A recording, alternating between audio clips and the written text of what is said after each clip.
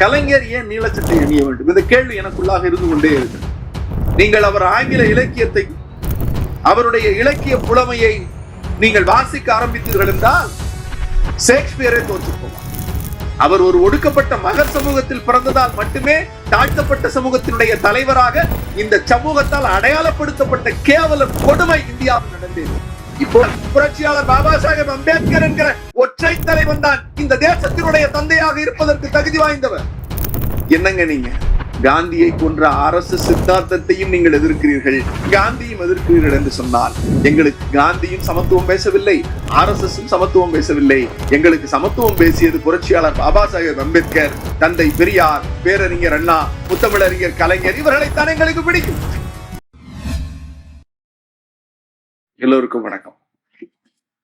நான் பேச எடுத்துக்கொண்டிருக்கிற புத்தகம் நீலச்சட்டை கலைஞர். கொஞ்சம் அச்சமா தான் இருக்கு இந்த அவையை பார்க்கிறப்ப.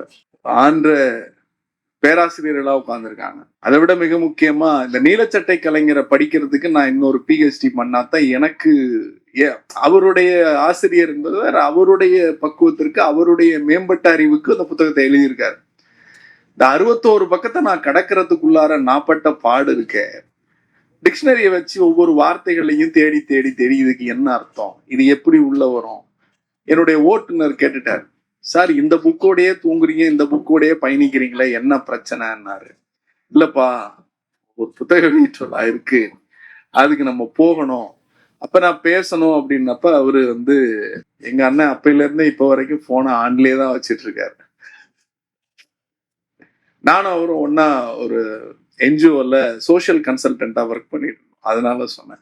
அப்ப வார்த்தைகள் புதிது, சொற்றொடர்கள் புதிது, தத்துவார்த்த சிந்தனைகள் புதிது. இந்த வார்த்தைகள்லாம் இந்த மனுஷன் எங்க இருந்து எடுத்தாரு அப்படின்னு ஒரு தேடல் எனக்கு சத்தியமா புரியலைங்க, சத்தியமா புரியல. அதுக்கப்புறம் எங்க லால எங்க சீனியர் சொல்லுவார், அனந்த நாராயணன், ஒரு ஜட்ஜ்மெண்ட்டை கொடுத்து இதை படி அப்படிம்பார். படிக்கிறப்ப புரிஞ்சுச்சா அப்படிம்பார், புரியல சார். 2வது முறை கொடுப்பார், புரிஞ்சுச்சா, புரியல சார். 3வது முறை ஓரளவுக்கு வார்த்தை புரியுது சார், 4வது முறை படி அப்படிம்பார். படிச்சா ஒரு பேரா புரியும். 5வது முறை படிச்சா ஜட்ஜ்மெண்ட் புரியும். நான் இந்த புத்தகத்தை அவர் எனக்கு செவ்வாய்க்கிழமை கொரியர்ல அனுப்புனாரு. புதன்கிழமை தான் காலையில என் கையில கொடுத்தாங்க எங்க வீட்டுல. புதன்கிழமையில இருந்து இப்ப வரைக்கும் இந்த புக்கு என் கூட தான் இருக்கு. நானும் கோடு போட்டு ஒவ்வொரு வார்த்தைகளையும் தேடி தேடி, அற்புதமான வார்த்தைகள். நீங்க தலைமைனா என்ன அப்படிங்கிறதுக்கான ஒரு சொல், அந்த தலைமை எதிர்கொள்ளுகிற தலைமை பண்புங்கிற அந்த சொல்லாடலுக்கு அவர் வடிவமைத்திருக்கிற வார்த்தைகள் இருக்குல்ல. நாம என்ன சொல்லுவோம், எதிரின்னு சொல்லுவோம். அவரு ஒரு தத்துவார்த்தத்தை வார்த்தைகளில் வடிவமைக்கிறார். அவரை எதேச்சியா ஒரு நிகழ்வுல தான் சந்திக்கிறப்ப, ரொம்ப அற்புதமான நிகழ்வுக்கு தான் என்னை அழைச்சிருந்தார். போனேன். அப்ப இடையில இந்த நூல் வெளியீட்டு விழாவுக்கு என்னால போக முடியாம போயிருச்சு. இப்ப ஆய்வுரைக்கு என்னை கூப்பிட்டதுக்கு நான் மணிக்கோ பன்னீர் அவர்களுக்கு நான் என்னுடைய மனமார்ந்த நன்றியை சொல்லிக் கொள்கிறேன். கண்டென்ட்டுக்கு வருவோம். நான் பேச போறது புதுசு இல்ல, இங்க இருக்கிற எல்லோருக்கும் தெரிந்த விடயங்கள் தான். கலைஞர் நீலச்சட்டை கலைஞர். அது என்ன நீலச்சட்டை, ஏன் நீலம் அப்படிங்கிறப்ப, நீலம் என்பது ஒடுக்கப்பட்ட மக்களின் அடையாளமாக புரட்சியாளர் பாபா சாஹேப் அம்பேத்கர் அவர்களால் அடையாளப்படுத்தப்பட்டது. நீலம் என்பது ஒரு விடுதலையின் குறியீடு. நீலம் என்பது ஒரு புரட்சியின் குறியீடு. நீலம் என்பது கற்பித்தலினுடைய குறியீடு. கற்பி, ஒன்று சேர், புரட்சி செய் என்று புரட்சியாளர் பாபா சாஹேப் அம்பேத்கர் அந்த வரிகளை சொன்ன போது, இந்த நூலினுடைய 61 பக்கம் தான். அதற்கு பிறகு பின்னிணைப்புகள் வேறு. இந்த 61 பக்கத்தில் இந்த நூலினுடைய ஆசிரியர் அவர் வடிக்கிற வார்த்தை இருக்கிறதே, தந்தை பெரியார், அம்பேத்கர், கலைஞர் என்கிற முப்பெரும் ஆளுமைகளுக்குள்ளான தொடர்பை அவர் தொடர்பு படுத்துகிறார். தந்தை பெரியாருக்கு சீடர், தந்தை பெரியாருக்கு சீடர் கலைஞர். அவருடைய மூச்சைத்தான் வாசித்தார், அவரோடு எழுதினார், அவரோடு பேசினார், அவரோடு உரையாடினார், அவரோடு வாழ்ந்தார், அவர் சித்தாந்தங்களை ஏற்றுக்கொண்டார். ஆனால் வடபுலத்தில் இருக்கிற அம்பேத்கரோடு எப்படி இவருக்கு தொடர்பு ஏற்பட்டது? அந்த தொடர்பு என்பது நேரடி தொடர்பு அல்ல, கருத்தியல் தொடர்பு. அந்த கருத்தியல் தொடர்பை எப்படி தன் ஆட்சி அதிகாரத்திற்கு வந்த போது நடைமுறைப்படுத்தினார் என்கிற அந்த சித்தாந்த வரிகள் இருக்கிறார் அல்லவா, அதை இந்த புத்தகத்தினுடைய ஆசிரியர் அற்புதமாக பதிவு செய்திருக்கிறார். கலைஞர் நூற்றாண்டை கொண்டாடுகிற வகையில் தமிழ்நாடு அரசு ஏற்படுத்திய ஒரு மிக உன்னதமான குழுவில் பொறுப்பேற்று அதற்கான உண்மையான மனசுத்தியோடு ஒரு பணியை நம்முடைய மணிக்கோ அவர்கள் இந்த புத்தகத்தை வடிவமைத்ததன் மூலம் செய்திருக்கிறார். அவரை எங்கள் இயக்கத்தின் சார்பாக நான் பாராட்டுகிறேன், வாழ்த்துகிறேன். கலைஞர் ஏன் நீலச்சட்டை அணிய வேண்டும்? இந்த கேள்வி எனக்குள்ளாக இருந்து கொண்டே இருக்கிறது. அம்மையார் ஜெயலலிதாவினுடைய போயஸ் தோட்டத்து வீட்டுக்குடைய சமையல் அறைக்கு போய் ஒரு தாழ்த்தப்பட்டவன் சாப்பிட முடியுமா என்ற ஒரு கேள்வி எனக்குள்ளாக வரும். எனக்கு ஒரு அழைப்பு வந்து, நீங்கள் ஏன் இயக்கம் மாறக்கூடாது? நாங்கள் உங்களுக்கு சட்டமன்ற உறுப்பினராக வாய்ப்பு கொடுக்கிறோம். அப்படி கேட்டபோது நான் அவர்களிடத்தில் சொன்ன பதில், நான் கலைஞர் வீட்டு சமையல் கட்டில போய் தோசையும் மீன் குழம்பும் சாப்பிடுவேன் என்று சொன்னேன். கலைஞர் வீட்டு சமையற்கட்டிற்குள்ளே போய் தோசையும் மீன் குழம்பையும் கேட்டு சாப்பிடுகிற அந்த சூழலும் உண்டு. சிஐடி காலனிக்கு போய் தோசை கேட்டு மரியாதைக்குரிய அக்கா கனிமொழி அவர்கள் சட்னி போட்டு பக்கத்திலே உட்கார்ந்து சாப்பிடுடா தம்பி என்று சொல்லுகிற வரலாறும் உண்டு. ஏன் இதை சொல்லுகிறோம் என்றால், இருவரும் அரசியல் தலைவர்கள். ஒருவர் வீட்டிற்கு உள்ளே நுழைய வேண்டும் என்றால் நம் சென்ட் மேரிஸ் காலேஜினுடைய வாசலிலே நின்றால் தான் தரிசனம் கிடைக்கும். கலைஞர் வீட்டுக்கு உள்ளேயே போகலாம். அங்கே போய் நீ என்ன சாதி, என்ன மதம், நீ என்ன வர்ணம் என்றெல்லாம் கேட்காமல், பசி இருக்கிறதா, வா சாப்பிடலாம், சாப்பிட போகிறோம் என்று அன்று தொடங்கி இன்றைய தலைவர் வரையிலும் கையை பிடித்து அவர்கள் வீட்டிலேயே உட்கார வைத்து, அவர்கள் சாப்பாட்டு மேஜையிலேயே உட்கார வைத்து சாப்பாடு பரிமாறுகிறார்களே, அங்கேதான் கலைஞர் நீலச்சட்டை கலைஞராக தெரிகிறார். இந்த அர்த்தம் உங்களுக்கு விளங்கும் என்று நினைக்கிறேன். நான் புரட்சியாளர் பாபா சாஹேப் அம்பேத்கர் அவர் பிறந்த சாதியின் காரணமாகவே ஒடுக்கப்பட்ட சமூகத்தினுடைய தலைவராக இந்த சமூகத்தில் அடையாளப்படுத்தப்பட்டுக் கொண்டே இருக்கிறார். நீங்கள் அவர் ஆங்கில இலக்கியத்தை, அவருடைய இலக்கிய புலமையை நீங்கள் வாசிக்க ஆரம்பித்தீர்கள் என்றால் ஷேக்ஸ்பியரே தோற்று போவான். ஷேக்ஸ்பியர் தோற்று போவான். புரட்சியாளர் பாபா சாஹேப்பினுடைய ஆங்கில புலமை, ஆங்கில இலக்கியம், அவருடைய தன்மை, அந்த கருத்தியல் சிந்தனை ஓட்டம், அந்த எழுத்துக்களை நீங்கள் வாசிக்கிற போது, டிராப்ட் கமிட்டி போய்கிட்டு இருக்கு, பார்லிமெண்ட் டிராப்ட் கமிட்டி. அப்ப ஒருத்தர் ஏந்திரிச்சு இது டிராப்ட் கமிட்டியா அல்லது ட்ரிஃப்ட் கமிட்டியா அப்படின்னு கிண்டல் அடிக்கிறார் அம்பேத்கர். அந்த ரெண்டு வார்த்தைகளுக்கும் இடையே ஒரு பெரிய தத்துவார்த்த விஷயத்தை அம்பேத்கர் சொல்லியிருப்பாரு. அது ஒரு 3 பக்கத்துல இருக்கும். வாய்ப்பு இருக்கிறவங்க டிராப்ட் கமிட்டியினுடைய டிபேட்ஸ்ல போய் பாருங்க, ஆன்லைன்ல இருக்கும்.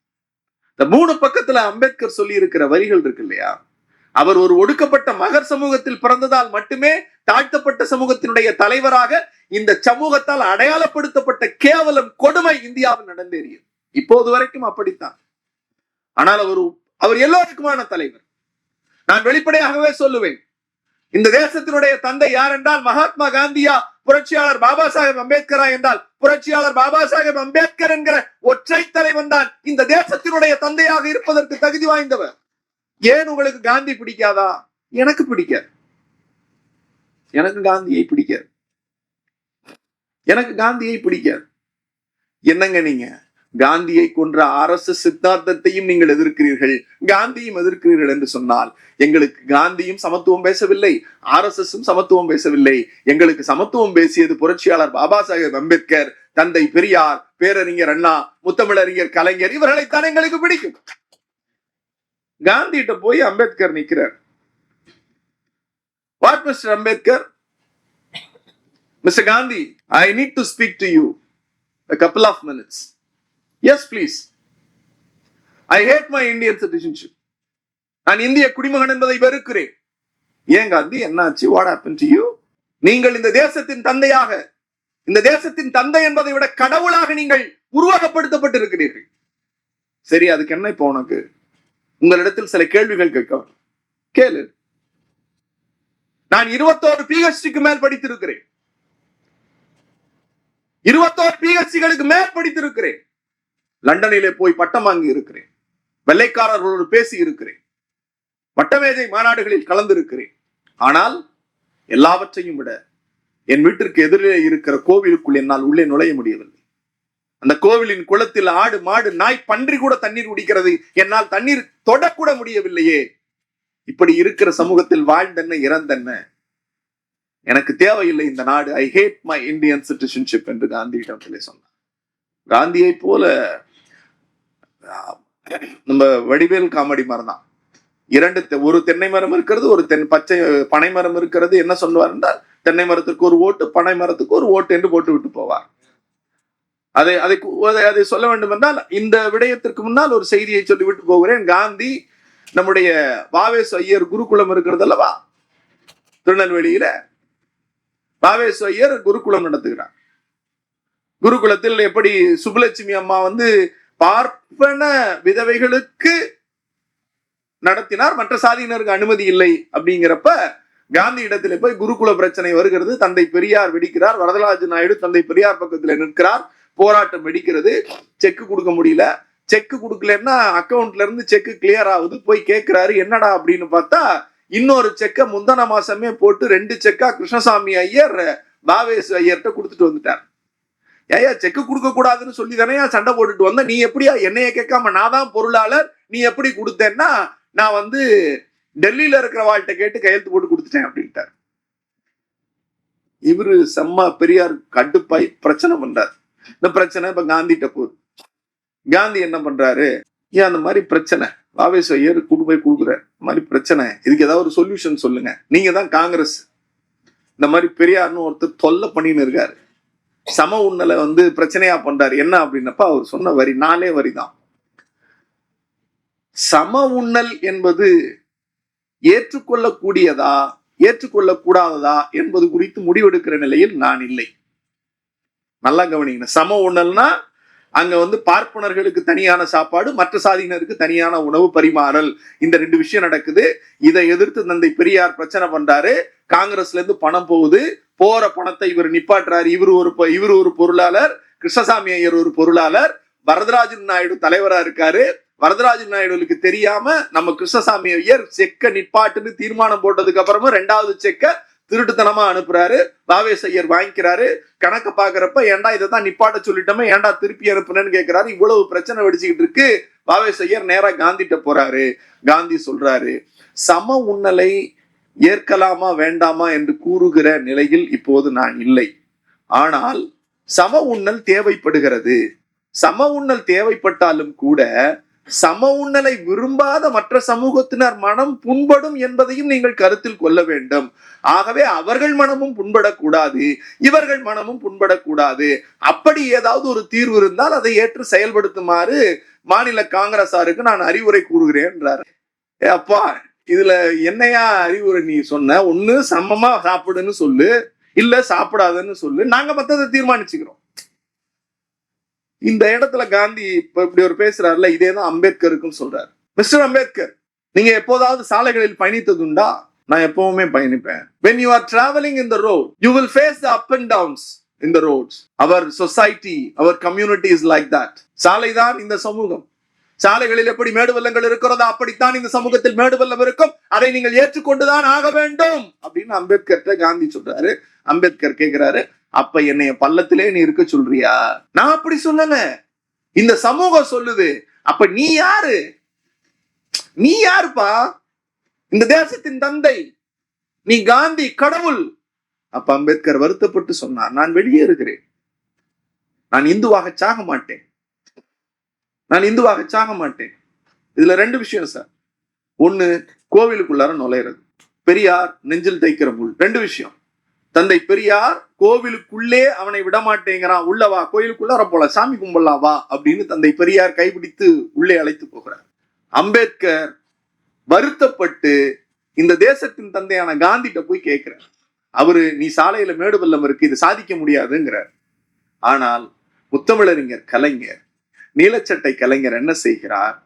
அம்பேத்கரை உள்வாங்கிக்கிட்டு, அவருடைய வருத்தத்தை உள்வாங்கிக்கிட்டு, தந்தை பெரியாரின் சித்தாந்தத்தையும் கை கொண்டு விட்டு, இந்த இருவருக்கும் மேலாக ஒருபடி மேல போறாரு. கோவிலுக்குள்ளார போய் சாமி கும்புறதெல்லாம் இங்க ஆவாத கதை தம்பி. கோவிலின் கருவறைக்குள்ளே போ, அந்த கருவறைக்குள்ளே போய் கடவுளை தொட்டு அர்ச்சனை செய்கிற அனைத்து சாதியினரும் அர்ச்சகராகலாம் என்கிற ஒரு சட்டத்தை கொண்டு வருகிறார். இது இப்ப இல்ல, 2006-11 இல்ல, 1974 தீர்மானம் போடுறார் சட்டமன்றத்துல.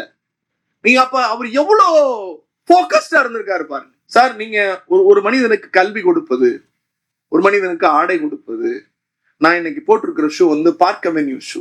எங்க தாத்தா எல்லாம் சாவர வரைக்கும் செருப்பு இல்லாம செத்தார். எங்க தாத்தன் சாவர வரைக்கும் செருப்பு இல்லாம செத்தார். நீங்க இந்த கால சூழல் இருக்குல்ல, இதை உருவாக்கியதற்கு கட்டமைப்பதற்கு வாக்கரசியல் மட்டும் இருந்தா செய்திட விட முடியாது. ஒரு தலைவன் சிந்திக்கிற கோயிலுக்குள்ள தானே விட மாட்டேங்கிறான். நீ வா சார். 74 சட்ட தீர்மானம் கொண்டு வருகிற போது ஏற்பட்ட பெரும் பிரச்சனை, அது நீதிமன்றம் அது இதுன்னு போய் போய் போய் அந்த சட்டத்தை நிறைவேற்றி இன்றைக்கு கலைஞரினுடைய நீட்சியாக இருக்கிற திராவிட மாடல் ஆட்சியில் யாரு இந்த ஆட்சி வேற எந்த மாநிலத்திலையும் எந்த அரசியல் கட்சியும் இப்படி சிந்திக்க முடியாதுங்க. அம்பேத்கர் என்கிற ஒரு ஆண்பால் கோவிலுக்குள் போக முடியாது என்று வருத்தப்படுகிறார். தந்தை பெரியார் கோவிலுக்குள்ளே வாருங்கள் என்கிறார். அம்பேத்கர் கேட்கிறார், நீங்க ஏங்க ராஜினாமா பண்றீங்க?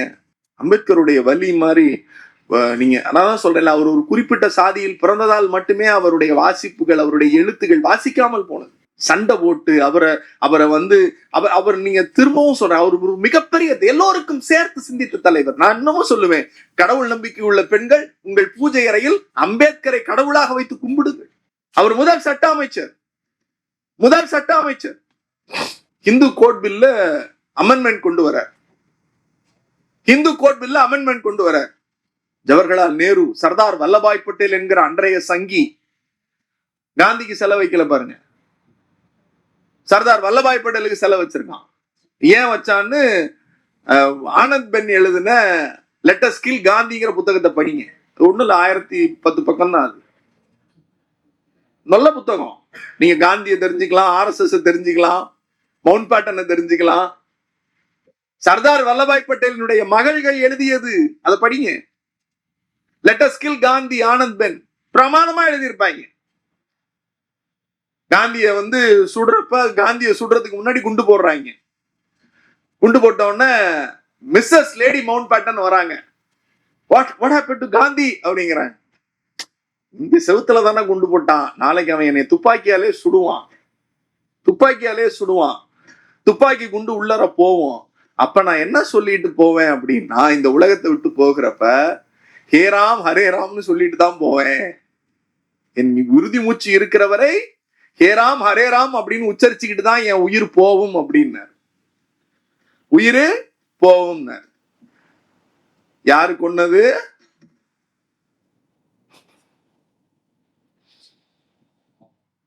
பாபர் மசூதியை இடித்த கும்பல், ராமனுக்கு கோவில் கட்டிய கும்பல்.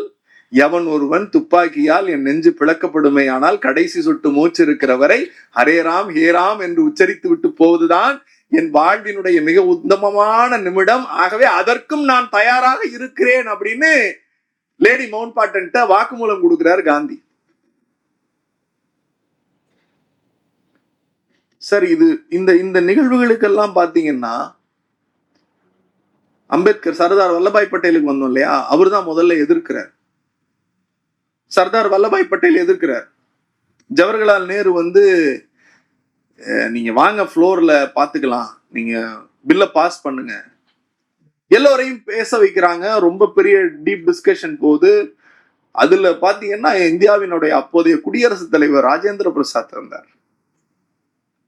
சார், நீங்க அரசியலை முழுமையா படிக்கணும், அல்லது ஒவ்வொருத்தன் பின்னாடியும் எவன்டா இருக்கான்னு நீங்க போய் பாத்தீங்கன்னா சங்கிகள் தான் பாதி நாள் இந்த இந்திய அரசாங்கத்தை, ஒன்றிய அரசாங்கத்தை ஆண்டிருக்கான் சார்.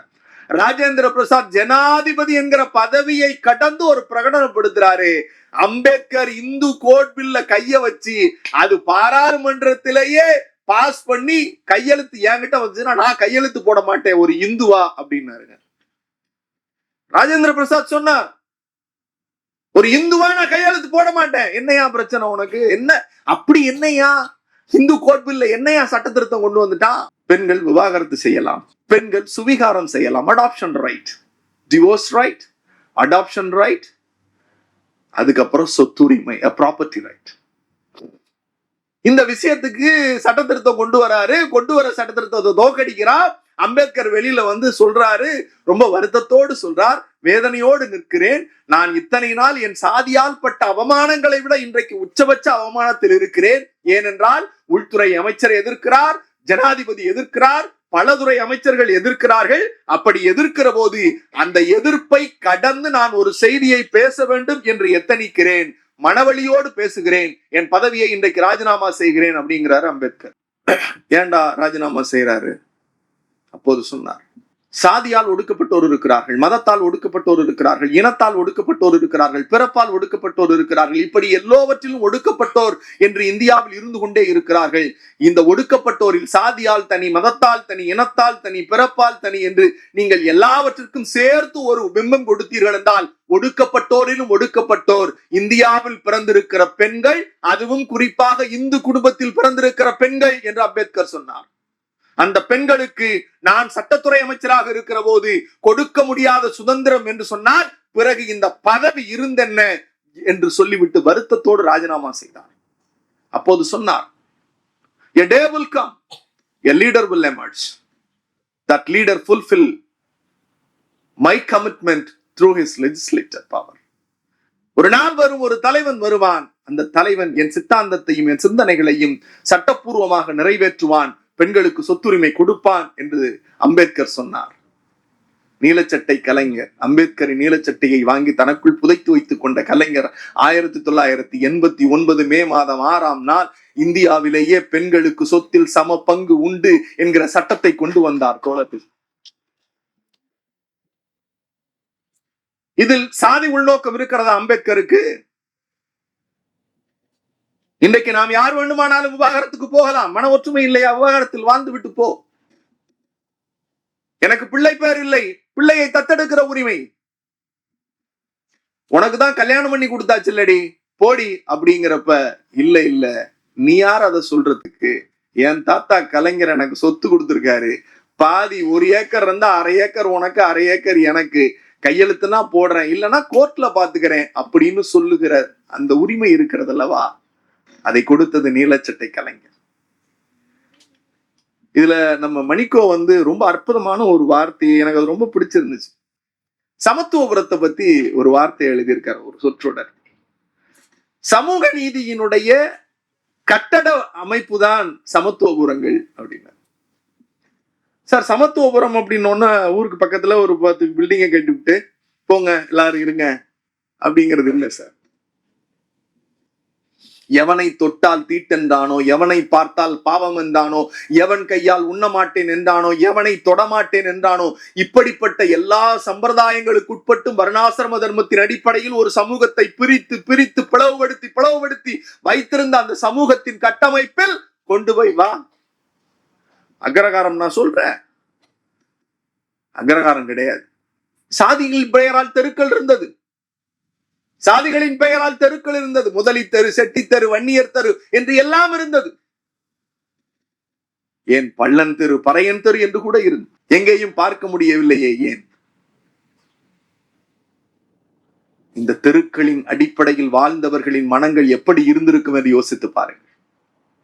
அப்படி இருந்த மனங்களை எல்லாம் எல்லா சாதியினரும் இங்கே வா, உனக்கு ஒரு நந்தவனம் கொடுக்கிறேன், இதோ பார், இதுதான் சமத்துவபுரம். இங்கே அக்ரகாரத்தில் இருந்தவரும் வாழலாம், சேரிகளில் வீடற்றவர்களும் வாழலாம், எல்லோரும் சேர்ந்து வாழுவோம், வாருங்கள், இது சமத்துவத்திற்கான புறம், இந்த இடத்தை நாங்கள் நந்தவனமாக மாற்றுகிறோம் என்கிற ஒரு சித்தாந்தத்தை வடிவமைத்து ஊர் முழுவதும் சமத்துவபுரங்களை கட்டி அங்கே ஒடுக்கப்பட்ட மக்கள், தாழ்த்தப்பட்ட மக்கள், பிற்படுத்தப்பட்ட மக்கள், மிகவும் பிற்படுத்தப்பட்ட மக்கள் எல்லோரையும் கொண்டு போய் ஒரு சமத்துவத்தை நோக்கி உட்கார வைப்பது நீலச்சட்டை கலைஞரால் மட்டும்தான் முடியும் நண்பர்கள். நான் கலைஞரோடு வாழ்ந்தவன், கலைஞரோடு உரையாடியவன், கலைஞரை பார்த்து பெருமிதப்பட்டவன். நான் 2005 திருச்சியிலிருந்து சென்னைக்கு ஓடி வந்தது அவரோடு ஒரு புகைப்படம் எடுப்பதற்குத்தான். ஆனால் பல இரவுகள் அவரோடு ஒன்றாக உணவருந்தி இருக்கு. அவர் வாயால் பிரசன்னா பிரசன்னா என்று கூப்பிடுகிற போதெல்லாம் நம் பிறவி பலன் அடைந்து விட்டோம் என்று புலகாகிதம் அடைந்தவன். அவர் கட்டுரைகளை படிக்க சொல்லுகிற போது, சத்தமாக படிக்கிற போது அவர் பார்த்து ரசித்து ஏற்ற இறக்கங்களை நாங்கள் ருசித்தவர்கள்.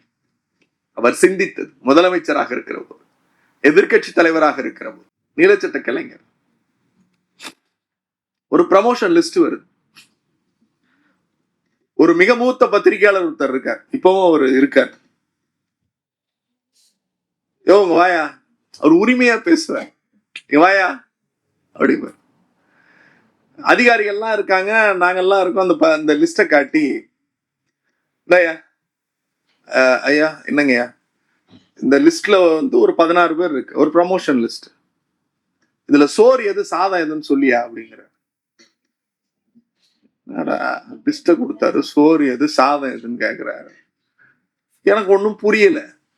எல்லாம் எல்லாம் முடிஞ்சதுக்கு அப்புறம் மாலை சந்திப்புகள் ரொம்ப நல்லா இருக்கும் கலைஞரோட.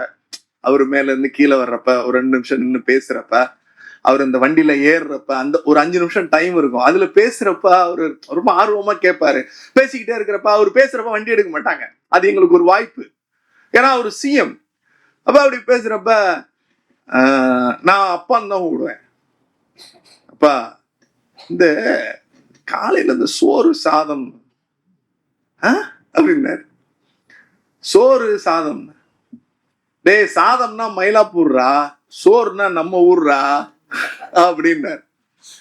அவள் வந்து சாதம் சாப்பிடறா அப்படின்பா, நான் சோறு போனா கோயம்புத்தூர்னா அப்படிமோ. நம்ம இதுல சாதம் எது சோறு எதுன்னு கேட்டுட்டு சாதம் பெருவாரியா இருந்துச்சு. அப்ப சோறு எங்கன்னு கேக்குறப்ப அங்க ஒரு அதிகாரி, மயிலாப்பூர்ல இருந்த அதிகாரி, இவரு நம்ம சோறு தாங்க அப்படின்னு காட்ட, யோ அவன் நம்ம வீட்டுல இருக்கிற பையன்யா, யாரு சிஐடி வீட்டுல இருந்து அவரு அசிஸ்டன்ட் கமிஷனரா ப்ரமோட் பண்ணி அவரை எல்லாம் பண்ணி, அவர் ஒரு ஒடுக்கப்பட்ட சமூகத்தை சார்ந்தவர். அவருக்கு ப்ரமோஷன்லாம் எப்படி ஜெனரல் ப்ரமோஷன் கொடுக்கல, அவனையும் வச்சுக்கோ, இன்னொருத்தனை இந்த பட்டியல்ல சேரு அப்படின்னு சொல்ற. இன்னொருத்தனே அந்த பட்டியல்ல சேரு, ப்ரமோஷன் லிஸ்ட்ல இன்னொரு ஒடுக்கப்பட்டவனையும் சேரு, இவனை வந்து அந்த கணக்கு காட்டாத அப்படின்னு சொல்லி சேர்த்துட்டு அந்த பட்டியலை வெளியிடுறாங்க. சார் நீங்க கொண்டு போய் ஒரு பேப்பரை கொடுத்தீங்கன்னா அதுல அவர் முதல்ல பாக்குறது எல்லாம் சரியா இருக்கா அப்படிங்கிறது 1, எழுத்துப்பிழை இருக்கா 2, 3வது சமூக நீதி இருக்கா அப்படின்னு பார்ப்பார்.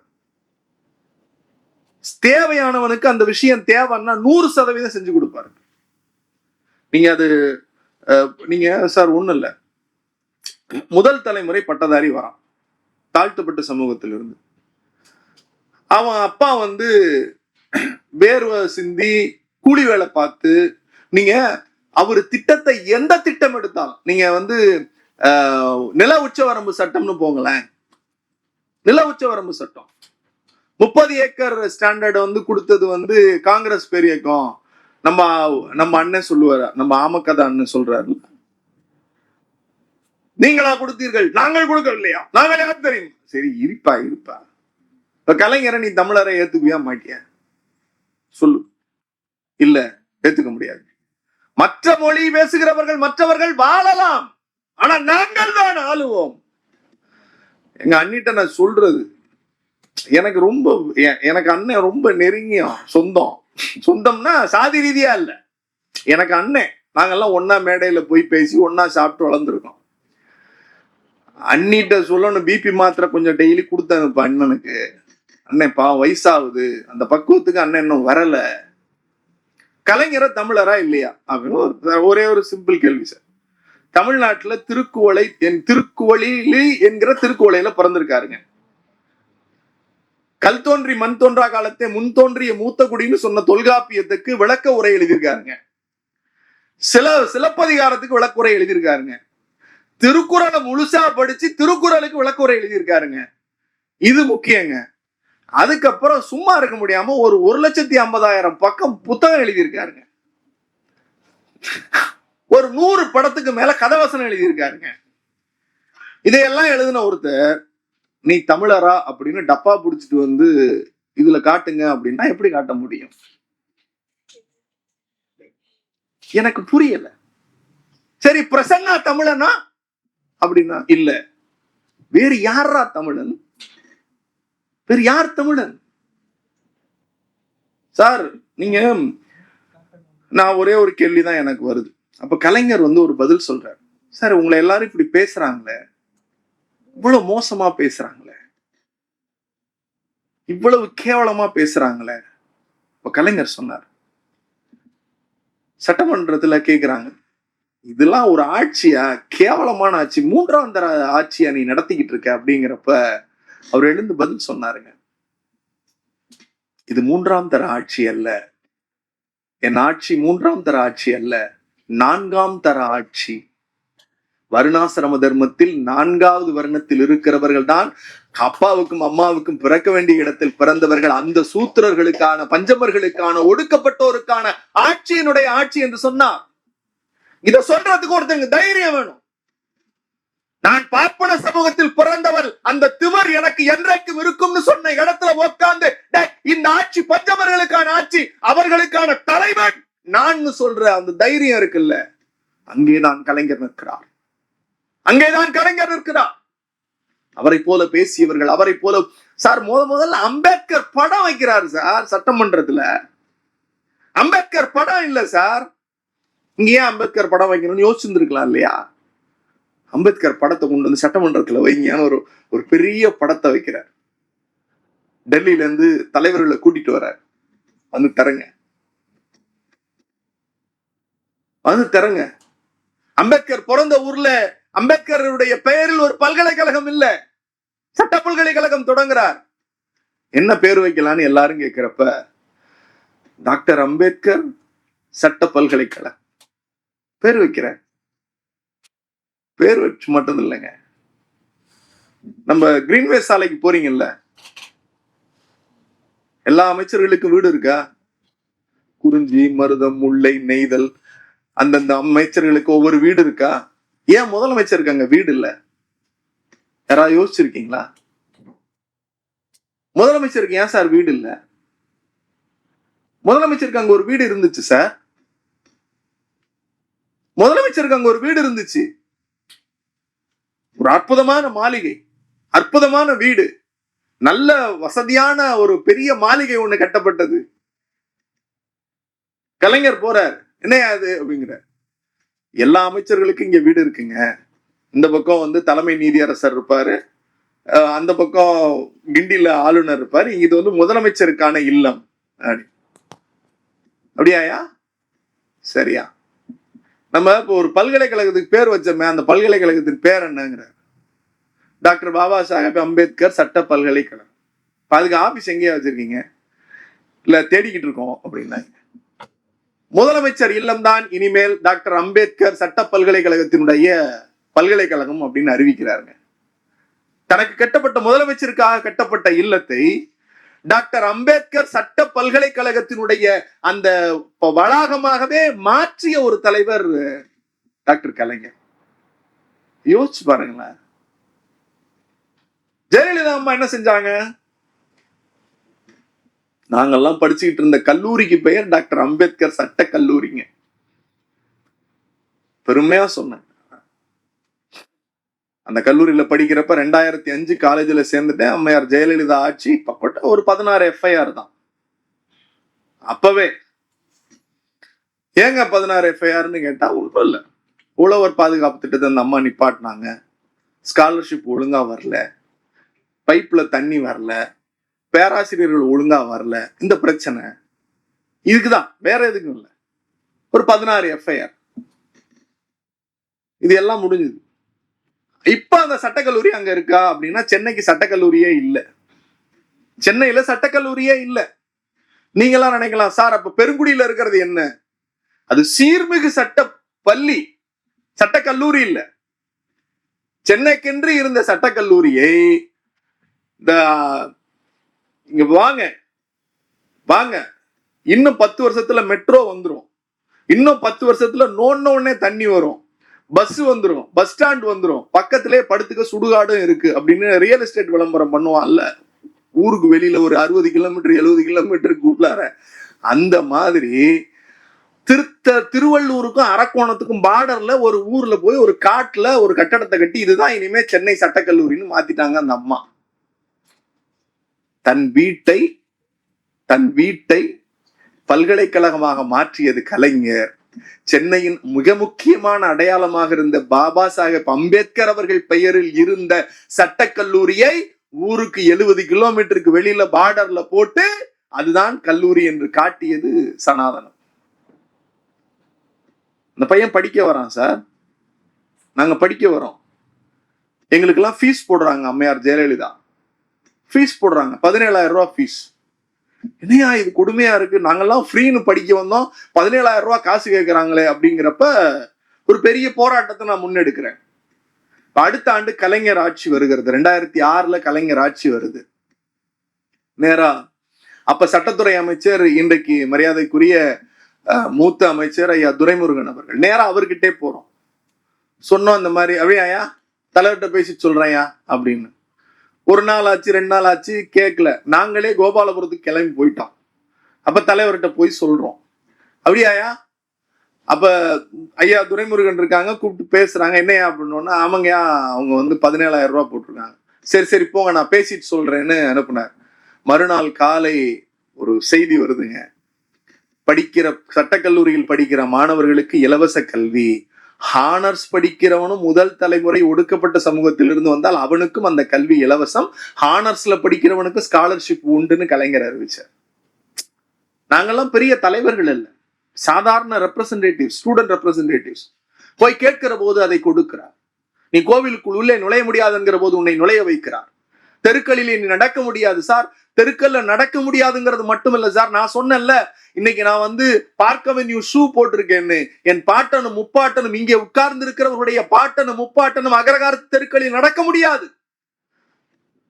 இடுப்புக்கு பின்னாடி விளக்கமாறு கட்டி இருக்கணும், கழுத்துக்கு கீழே சரட்டை கொட்டாங்குச்சி கட்டி இருக்கணும்.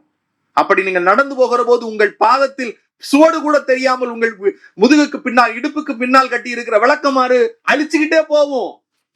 அவசரத்துக்கு எச்சு துப்ப வேண்டும் என்றாலும் கூட நீங்கள் அந்த மண்ணில் துப்ப முடியாது. அந்த கொட்டாங்குச்சியில நீங்க துப்பிக்கிட்டு உங்க ஊர்ல போய், உங்க வீட்டுல போய் அதை போடணும்.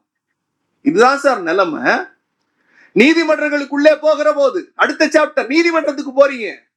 நீல சட்டை கலைஞர் எப்படி எங்க வேலை பார்க்கிறார் தெரியுமா? நீங்க வந்து ஒரு குறிப்பிட்ட காலத்துல போய் ஒரு சூத்திரன், ஒரு தாழ்த்தப்பட்டவன் சாட்சி சொல்ல முடியாதுங்க. இந்த நாட்டுல சாட்சி சொல்ல முடியாது. கைய கட்டி வாய பொத்தி சமூகம் சொல்லுங்க, ஏய் அவ அப்படி சொல்றா, ஒத்துன்றியாடா? மரத்துக்கு அடியில டவாலி இப்படி துண்ட புடிச்சிருப்பாரு, துண்டுக்கு பின்னாடி ஒடுக்கப்பட்டவன் இருப்பான், ஜட்ஜையா மேல உட்கார்ந்து இருப்பாரு. என்ன ஓய் அவ்வளவு திமிரானுக்கு பாத்தேடா அப்படின்னு இந்த அட்வொகேட் அவா பேச, இன்னொரு அட்வொகேட் அவா பேச, இவன் சாட்சி பார்த்தேன்னா குப்புசாமி வந்திருக்கானோ இல்லையோ, சாட்சி சொல்லத்தான் வந்திருக்கான். எங்க இருக்கான் அவன்? இதோ இந்த மரத்தடியில நின்றுட்டு இருக்கான் பாருங்க அப்படின்னு சாட்சி சொல்ல போனவன் குற்றவாளி அல்ல, இஸ் a witness. சாட்சி சொல்ல போனவன் மரத்துக்கடியில் நின்று துண்டை பிடித்துக் கொண்டு நிற்க வேண்டிய இடத்தில் என்னது அப்படியா நிக்கிறான்? கூப்பிடுறா, வரதராஜனை கூப்பிடு, படிச்சிருக்கேன்ல? ஆமா படிச்சிருக்கேன், வா உட்கார்றா. ஒரு தாழ்த்தப்பட்ட சமூகத்தில் பிறந்த ஒருவரை நீதிமன்றத்தில், உயர் நீதிமன்றத்தில் நீதியரசராக உட்கார வைத்து மயிலாப்பூர்ல இருக்கிற எல்லாத்தையும் பார்த்து மயிலாட் மயிலாட் மயிலாடுன்னு ஒரு தலைவன் பேச வைத்தார் பாருங்கள். அதுதான் நீலச்சட்டை கலைஞர் சார். அவரை பேசினா பேசிக்கிட்டே இருக்கலாம் சார். அவர் வாழ்ந்த வாழ்க்கை இந்த தமிழ் சமூகத்துக்கான.